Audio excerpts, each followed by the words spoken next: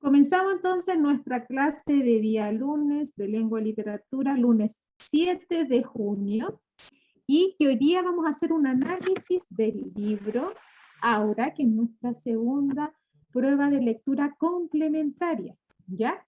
Y que, ¿cierto?, va a ser evaluada a partir de las 2 de la tarde a través de una prueba en Webclass, donde yo voy a estar pendiente a los correos, como siempre, y al WhatsApp, dudas que les surjan de la prueba. Vamos a comenzar. La idea de estos libros es algún día volver a recordarlos ya como libros que nos difundan, ¿cierto? El fomentar esta idea de leer. Acuérdense que yo siempre les digo, leer los libros es como vivir varias vidas, y quien no lee solamente vive una, ¿ya? Así que, y aparte de la literatura, nos ayuda, ¿cierto?, a poder, en este caso, extender nuestro vocabulario, nuestra forma de redacción de ideas, y todo eso influye con esta habilidad de la lectura. Para empezar la clase, ¿ya?, vamos a contestar las siguientes preguntas en base a este estante literario con estas obras que se encuentran aquí. La leyenda de Sleepy Hollow. ¿Ariela sabe de qué se trata?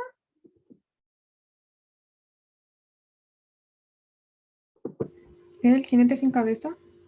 Ya, cierto, este es el ficticio que pertenece, cierto, a una novela de terror que nos muestra, cierto, este jinete que está en búsqueda de su cabeza y que tiene un trasfondo bien particular, ¿ya? Mary Shelley, Frankenstein. ¿Quién era Frankenstein?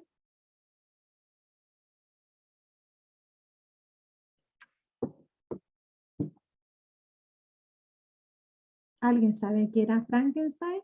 Por cultura general, no está el Vicente, ¿sabe por ahí? No, que él siempre me hacía referencia de estos libros. ¿De qué se trata Frankenstein? Chiquillo, nadie ha visto Frankenstein. ¿Quién era este ser monstruoso? Pero en que sí es el mismo doctor. Hay una película de el doctor Frankenstein también. Frankenstein es considerada también casi las primeras novelas de ciencia ficción, escrita por esta autora, que en esos tiempos las mujeres no escribían mucho, entonces ella se puso un seudónimo y escribió esta novela impresionante sobre el avance de la ciencia y cómo se podíamos, ¿cierto?, hacer revivir a personas que ya estaban muertas, ¿cierto?, y volverlas a la vida a través, ¿cierto?, de la misma ciencia. Y ahí tenemos, ¿cierto?, todas las descripciones que en esa época había sobre los avances científicos, ¿ya? Claro, y de ciencia ficción también, porque fue novela de terror que luego, después por análisis literario, fue considerada, ¿cierto?, la primera novela de ciencia ficción. Después tenemos de Bram Stoker, Drácula, este ser, ¿cierto?, fantástico y además sobrenatural, que configuró el tema de la muerte, ¿cierto?, a través de esta novela gótica, particularmente en la escritura de Bram Stoker. Y tenemos El fantasma de la ópera, otro libro literario. Entonces, si nosotros vamos a las preguntas, ¿qué tipo de literatura representan estos siguientes textos? Literatura gótica. Ya. O sea, de De miedo, de terror. ¿A qué tipo de temas o ideas representan estos libros? Temas. Porque hay hartos temas que hablan sobre la literatura gótica y lo vamos a ver a continuación. Ya, terror. Por aquí me dice la muerte. Ya. Los avances científicos, todo que tiene que ver, ¿cierto?, con la idea de la vida. También la reflexión del pensamiento humano desde el lado más oscuro que tenemos, porque muchas veces nosotros a través del miedo y el terror, como les digo, también tuve una clase anterior con los primeros medios, a través de la literatura de terror, también nosotros expiamos ciertas experiencias de la vida y que al final contemplamos, ¿cierto?, una salida, y eso también lo vivo en los personajes de este tipo de literatura. Partimos entonces el análisis, ahí tomando apuntes. ¿Quién es el autor de Aura? Este singular autor llamado Carlos Fuentes Macías. Carlos Fuentes es un escritor intelectual y diplomático mexicano, como dice ahí, lo voy a leer lo que acabo de exponer, uno de los autores más destacados de su país y de las letras hispanoamericanas. Lo que tiene en particular Carlos Fuentes es el primer autor latinoamericano, y yo creo que universal, que se le ocurrió escribir un texto en segunda persona. Y nadie lo había hecho. Y eso es lo particular de este libro, que luego después fue, en este caso, influenciado, y varios escritores posteriores a Carlos Fuentes comenzaron a escribir el tipo de literatura en segunda persona. Pero él fue quien lo hizo, y se inspiró, ¿cierto?, en Velázquez, en este pintor, en el cuadro de las meninas, ¿ya? Si vemos por ahí una entrevista de él dice que se inspiró en la escritura en segunda persona. Y vamos a ver más adelante por qué se escribió en segunda persona, ¿ya? Pero eso es lo importante de Carlos Fuentes. También su narrativa es fundamentalmente una indagación a la historia y a la identidad mexicana, por lo tanto también tiene, aparte de ser una novela gótica, muchos de sus escritos también son influenciados por una novela histórica que representa la identidad mexicana. Su examen de México, es decir, todas las descripciones que vamos a encontrar en este relato, y también, cierto, en otros de Carlos Fuentes, ya hace alusión, en este caso, a las ruinosas consecuencias sociales y morales de la traicionada revolución de 1910, que tiene que ver en este caso con el contexto de la guerra civil, ¿cierto? Y todo lo que tiene que ver con los cambios sociales, los derechos, y cómo también tiene que ver con la construcción de los mismos personajes ya de esta historia. Entonces, lo particular de Carlos Fuentes es que fue el primer exponente latinoamericano que se le ocurrió escribir sus obras en segunda persona. Ya. Vamos a leer aquí el argumento de la historia y lo vamos a ir comentando entre todos para recordar ya de qué se trata la historia. La idea es que yo no les cuente todo, sino que también ustedes comenten y me pregunten. Esta historia relata lo siguiente. Se cuenta la historia de Felipe Montero, un joven historiador que es contratado por doña Consuelo, viuda del general Llorente, para que ordene y termine de redactar las memorias de su difunto marido. La condición es que deberá vivir en su casa, un lugar misterioso que permanece en las tinieblas para evitar el recuerdo del general. En esta casa Felipe conoce a Aura, enigmática joven sobrina de doña Consuelo, que se encarga de ayudar a la anciana con las labores domésticas, y por la cual Felipe sentirá una particular atracción. La extraña relación entre la anciana y la joven, no obstante, lo llevará a pensar que la vieja mantiene como prisioneras a la sobrina, por lo que Felipe se sentirá en la obligación de liberarla. Posteriormente, sin embargo, descubrirá que la dependencia de Aura de doña Consuelo va más allá de lo imaginado. Y aquí vemos una característica propia de la narrativa. Vamos a leer, ¿cierto?, un extracto, mientras que lo busco aquí, del libro. Fíjense aquí. ¿Dónde está aquí? Que tengo el libro en el celular. Ya. Primero, vamos a ver por qué en este caso se muestra la identidad histórica de México, principalmente ¿Por qué se puede dar en los personajes? ¿Qué oficio tiene Felipe? Historiador. Ya, ¿y qué es un historiador?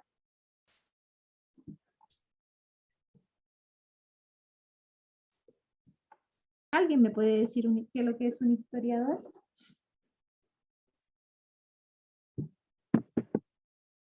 Si decimos qué es un historiador, porque alguien, ¿qué hace un historiador? Busquen ahí en... Es alguien que se dedica al estudio de la historia.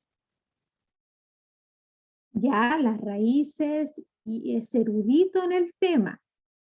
Por algo lo busca doña Consuelo. ¿Y quién era el general Llorente? ¿Por qué va a redactar estas memorias que él dejó inconclusas? ¿Qué tendrán estas memorias? ¿A quién se le ocurre? Historia, recuerdos. Ya, ¿y qué hacía el general Llorente? ¿En qué participó?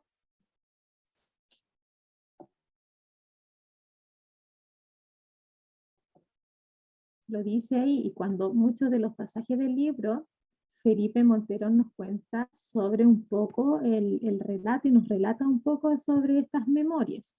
Entonces, tenemos primera característica, Felipe Montero es un historiador, por lo tanto es erudito en el tema y por algo doña Consuelo lo escoge, ¿ya? Porque él va a ser el único que va a poder entender y va a poder terminar las memorias que en ese entonces existía antiguamente. Muchas de las personas cuando vivían experiencia, en este caso como el general, sus batallas y todo lo que tenía que ver, ¿cierto?, con experiencias que vale la pena seguir contando, creaban estas memorias.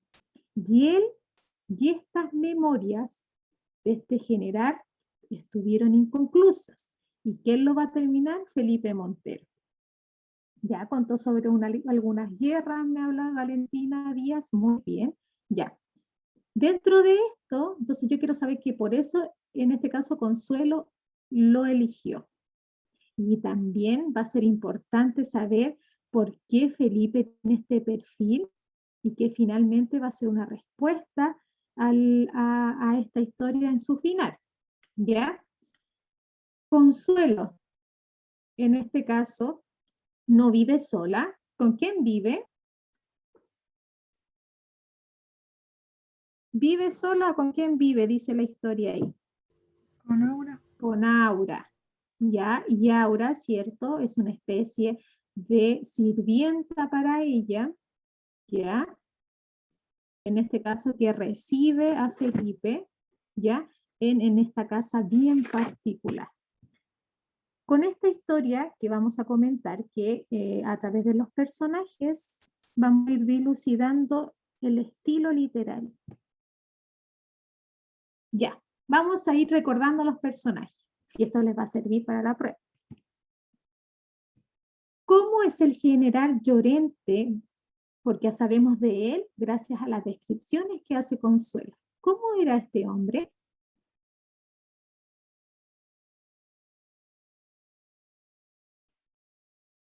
¿Cómo era este hombre, chiquillos?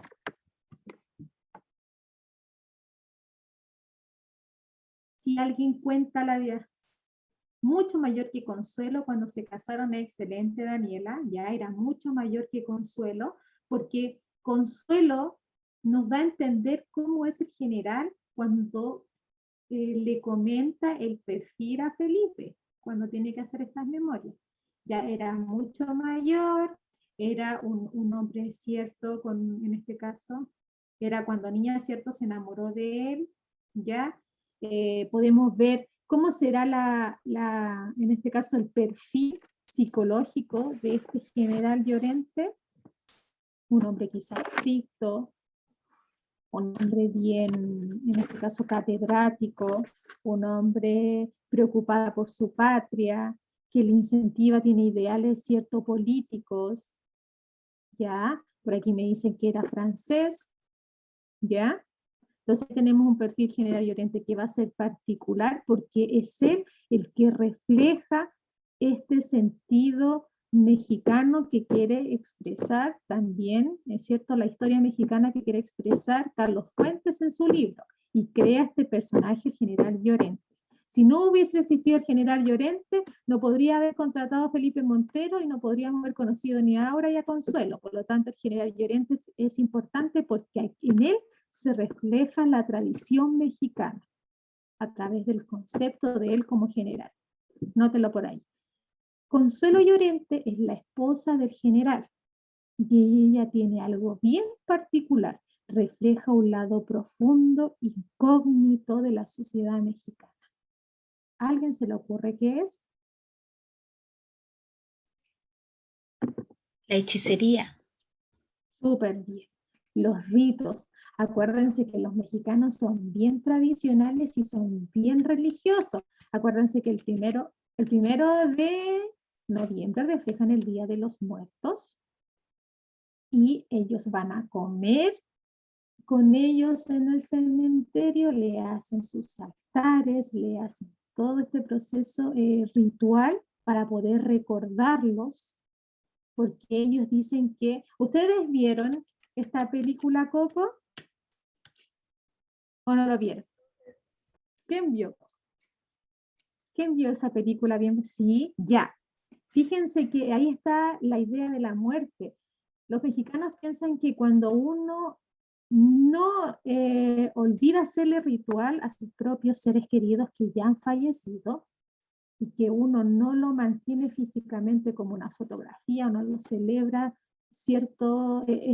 Conmemorado en ese mismo día del 1 de noviembre, las personas se olvidan de ello, por lo tanto el recuerdo y el alma desaparece, ¿ya? Y eso es lo que le ocurre a Consuelo. Consuelo quiere revivir al general Llorente a través de estas memorias, por eso contrata a Felipe Montero, pero después vamos a ver que esta contratación no es recordar solamente al general Llorente a través de su memoria. ¿Cuál será la segunda intención de haber contratado a Felipe Montero? Y lo dice el libro. ¿Por qué lo habrá contratado? Y acuérdense que le dice hasta que se quede en la casa, ni siquiera que vengan el día y trabaje y después se vaya. Ya, que la quiera ella.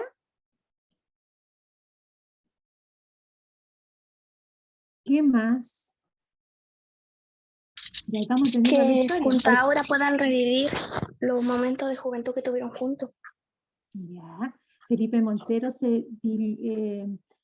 dice al final de la historia por ahí que va obteniendo características como el general Llorente, que se va transformando en este personaje que ya está muerto, pero se va transformando en Felipe.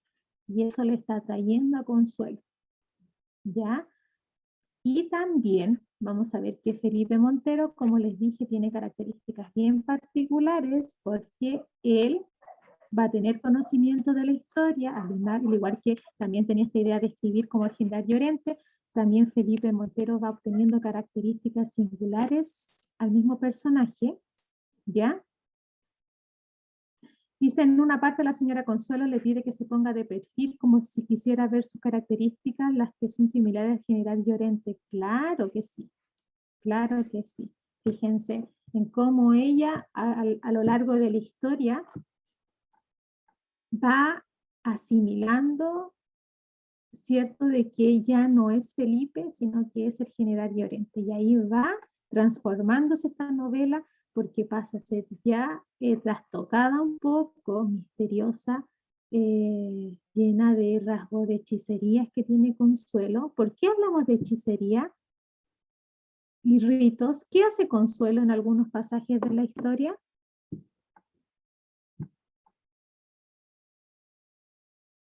¿Qué elementos de hechicería aparece ahí? Ustedes no investigaron el libro. Mata y degolla un cordero, ya vemos el sacrificio y vamos a ver que ese sacrificio representa un poco de la cultura mexicana. Los gatos, los ratones, excelente Valentina y Carla. Todos son símbolos de la tradición mexicana y que tiene que ver con la idea de la hechicería. Había Los una gatos parte donde tenía una cruz, creo. Cuando él entra y la ve acostada, había una cruz. Claro, muy bien, Sofía. La cruz, esta idea de la religión propiamente cristiana y pagana que después vemos, ya un Cristo negro, vemos todo el lado, el sacrificio, ya, y que de repente a Felipe cuando baja por la escalera y ve esto en la cocina le produce un poco de repulsión y empieza a investigar, ¿cierto? Él se cuestiona por qué empiezan a suceder estas cosas, porque él es residente de esta casa, que la casa también es un personaje. ¿Por qué la casa será un personaje?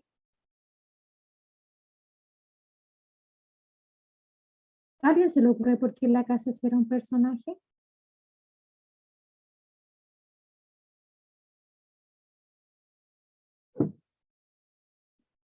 Ya, por sus características. ¿Cómo es la casa? Porque la casa tiene algo bien particular. No es una casa común y corriente. Y que se destaca sobre todo cuando Felipe llega a esta avenida donde se encuentra, esta calle donde se encuentra la casa, porque la casa primero refleja la tradición mexicana insertada en un espacio urbano contemporáneo, donde a la parte de o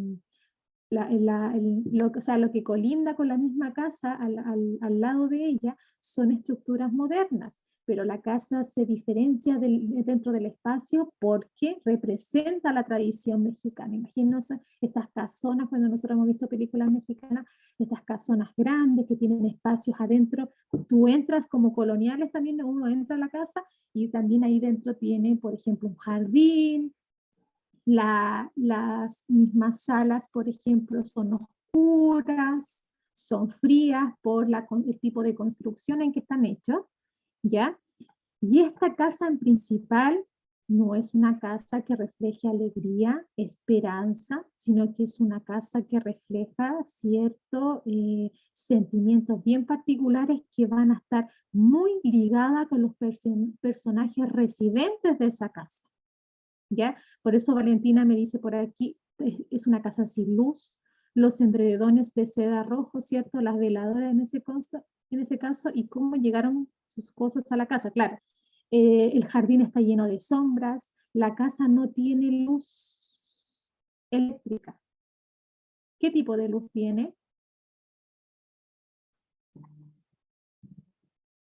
Velas, creo. Velas. O sea, si yo prendo una vela, cuando se nos corta la luz y nosotros no tenemos una linterna, la vela, fíjense que siempre va a mostrar un poco del espacio, no la totalidad. Y ahí tenemos el ambiente enigmático de la novela gótica.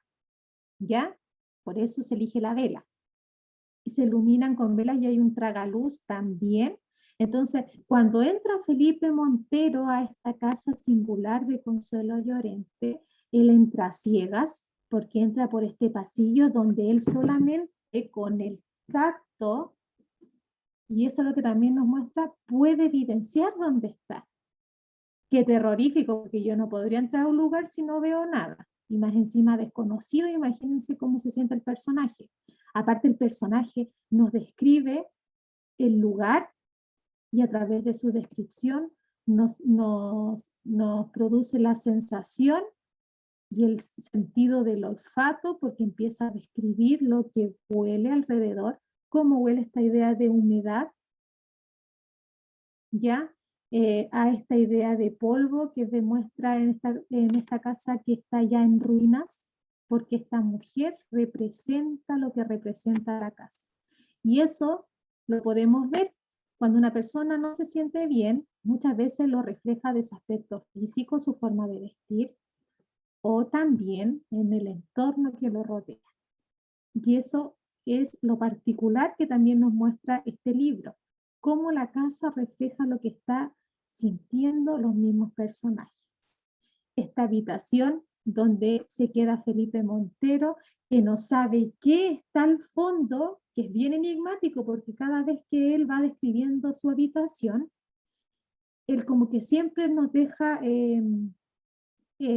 cierto, en este caso nos deja un poco en misterio en lo que se encuentra en su totalidad en su habitación, porque él siempre dice que está en la cama o puede ver ahí un mueble que tiene una vela, pero y que trata de buscar este cajón donde están las memorias, pero siempre trata de buscarle algo y de mostrarnos la totalidad de su habitación y contarnos a nosotros como lector de manera, ¿cierto?, dialogar por este uso del tú, pero nunca es en totalidad, porque siempre va a mostrar misterio, algo falta, algo se entrecruza, una sombra que él no logra deslumbrarse en este caso y resolver.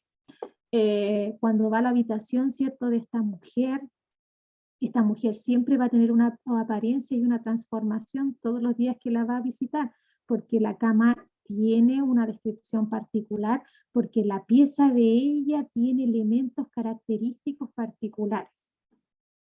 ¿Ya? Y nos vamos a Aura. ¿Cómo es esta mujer? En este caso es una joven. ¿Cómo es Aura?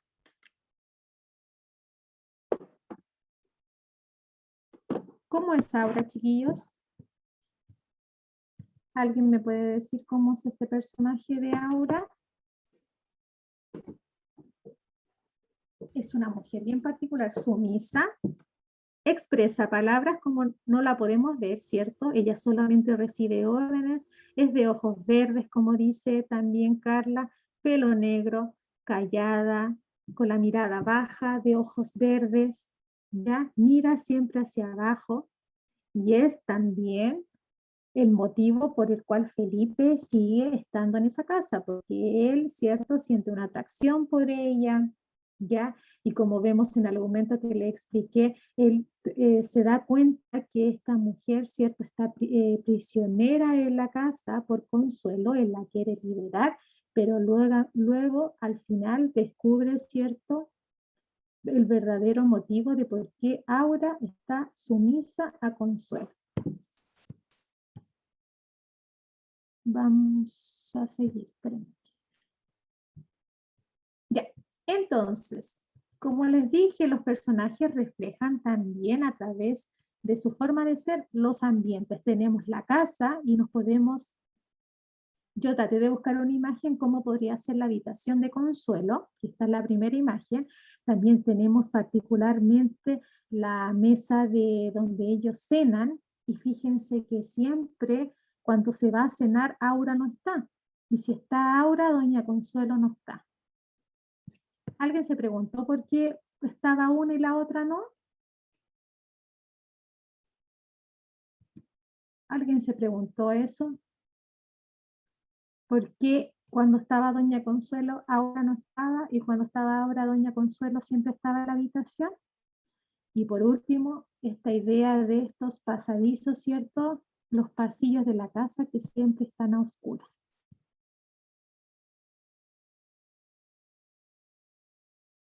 Ya. Por aquí Carla me dice que no podían estar juntas y Sofía ya se fue a la interpretación. Sofía me coloca Aura es Consuelo pero joven, porque cuando él entra dice que ve a Aura en Consuelo. Y vamos para allá. Entonces, también Valentina me dice, yo me imaginé que Aura era un hechizo de Consuelo porque cuando estaban juntos hacía lo mismo. Ya, vamos para allá también.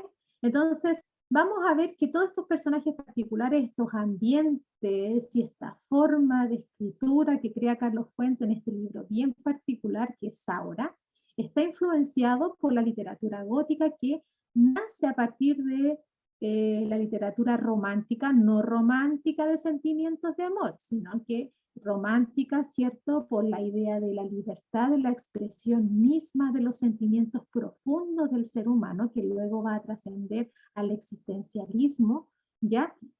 Y, ¿cierto?, que está dotado principalmente de un trauma psicológico que nos demuestran todos los traumas escondidos y psicológicos del ser humano con los males que padece el hombre y las enfermedades mentales que padece el hombre, ¿ya? Eso es lo que refleja la literatura gótica. También tenemos diferentes temas presentes en la literatura gótica que podemos llevar también a este libro. El misterio y el miedo claramente tal, ¿cierto? Dotado por la descripción del ambiente en Aura, el presagio y las maldiciones dotadas por Doña Consuelo, la atmósfera y el entorno enigmático dada por la casa, los pasillos, la habitación de Doña Consuelo, el comedor, la misma cocina donde se realizan estos sacrificios ¿cierto? El romance entre ¿cierto? Felipe y Aura, el villano que podríamos considerar un tipo de personaje como Doña Consuelo, porque no es una mujer de buenas actitudes morales. La angustia emocional que presenta Felipe en saber si Aura es una mujer prisionera o es un personaje irreal, las pesadillas que también tiene el personaje dentro de la historia, el antihéroe, ¿cierto? Este personaje que realiza acciones, pero siempre con la idea, ¿cierto?, de perjudicar al otro, que podría ser Consuelo, y la damisela en apuros que considera que es, en este caso Aura, esta mujer que debe ser rescatada de manos de esta mujer enigmática y malvada que es Doña Consuelo. ¿Ya? Y ahí tenemos la influencia de la literatura gótica. Con esto vamos al análisis que ustedes adelantaron un poquito. Primero, la narración en segunda persona. ¿Ya? ¿Por qué está narrado en segunda persona cuando dice, empujas esa puerta, ya no espera que alguna se cierre propiamente, ya sabes que todas son puertas de golpe, y las luces dispersas se trenzan en tus pestañas, como si atravesaras una tenue red de seda. Solo tienes ojos para esos muros de reflejo desiguales donde parpadean docenas de luces. Consigues al cabo definirlas como veladoras, colocadas sobre repisas y entre paños de ubicación asimétrica. Levemente te acercas a ella. Esa forma de narración en segunda persona es la mayor exposición y forma literaria de este autor de Carlos Fuentes, y lo hace con el siguiente propósito. A través de esta forma del tú, que es la forma dialogar de escritura, lo que hace el autor es que nosotros como lectores vivamos en carne propia lo que está sucediendo, que nosotros seamos los protagonistas de la historia, ¿ya? Y como dices ayer, que nosotros somos Felipe Montero, que nosotros a través de esa forma experiencial que es vivir esta casa con esta mujer enigmática, con esta joven llamada Aura, que no sabemos si existe o no, o es un ser irreal. Con estas descripciones y este tour nos invita a ver, a imaginarnos esta casa y estos personajes, a oler, porque si nos habla de un tú, somos nosotros mismos que estamos entrando a esta casa en tinieblas, que estamos oliendo a través de las distintas descripciones y adjetivos que nos dicen ahí. Nosotros escuchamos lo que está sucediendo y sentimos lo que está pasando.